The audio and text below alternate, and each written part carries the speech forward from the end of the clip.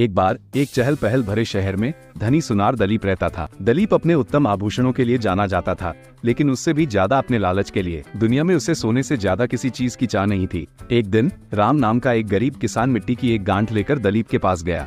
राम ने बताया कि उसने उसे अपने खेत में खुदाई करते समय पाया था और उसे विश्वास था कि यह सोने की एक बड़ी डली है। दलीप की आंखें लालच से चमक उठी। उसने मिट्टी की जांच की और बिना किसी परीक्षण के उसे शुद्ध सोना घोषित कर दिया। दलीप ने राम को मिट्टी के लिए बहुत कम राशि की पेशकश की, ये जानते हुए कि यह संभवतः बेकार है।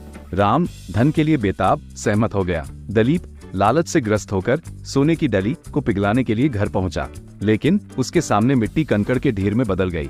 दलीप को एहसास हुआ कि उसे धोखा दिया गया है। वो क्रोध से भर गया और राम से बदला लेने की कसम खाई। लेकिन जैसे ही वो शांत हुआ, उसने महसूस किया कि उसका अपना लालच ही उसकी बर्बादी का कारण बना है। उसने धन के लिए अपनी इच्छा को अपने फैसले पर हावी होने दिया था। उस दिन दलीप ने एक महत्वपूर्ण सबक सीखा। उसने समझा कि सच्ची संपत्ति भौतिक संपत्ति में नहीं बल्कि ईमानदारी और सच्चाई में निहित है।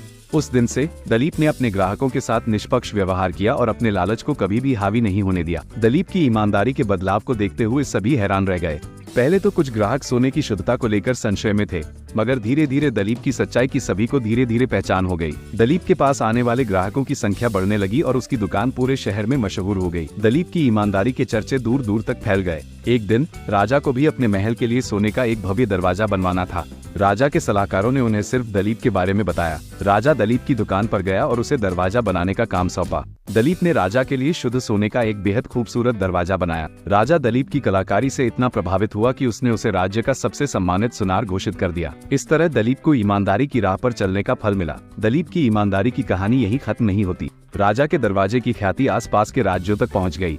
एक दिन एक पर नेबरिंग राज्य के लालची राजा ने अपने महल के लिए भी दलीप से एक सोने का दरवाजा बनवाने का फैसला किया, लेकिन ये राजा चालाक था।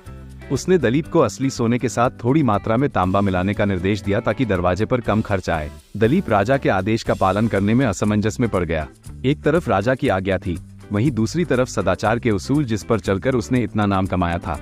सोचने के बाद दलीप ने राजा के पास जाकर स्पष्ट रूप से कह दिया कि वह मिलावटी सोना इस्तेमाल नहीं कर सकता। राजा दलीप की ईमानदारी से क्रोधित हुआ और उसे जेल में डालने की धमकी दी, लेकिन दलीप अपने फैसले पर अडिग रहा। दलीप की ईमानदारी की परीक्षा अब असली मायने में शुरू हुई थी।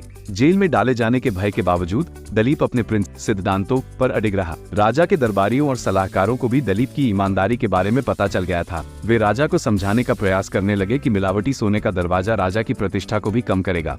साथ ही उन्होंने राजा को दलीप जैसा कुशल सुनार पूरे राज्य में नहीं मिलेगा, ये बात भी बताई। राजा दलीप की दृढ़ता और दरबारियों की बातों से प्रभावित हुआ।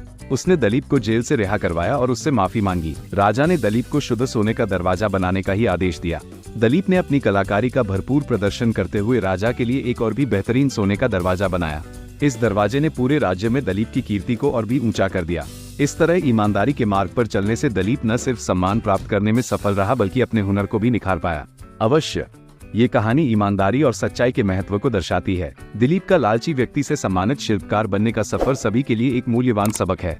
ये हमें सिखाता है कि सच्ची सफलता भौतिक लाभ में नहीं बल्कि हमारे द्वारा अपनाए गए मूल्यों में निहित होती है।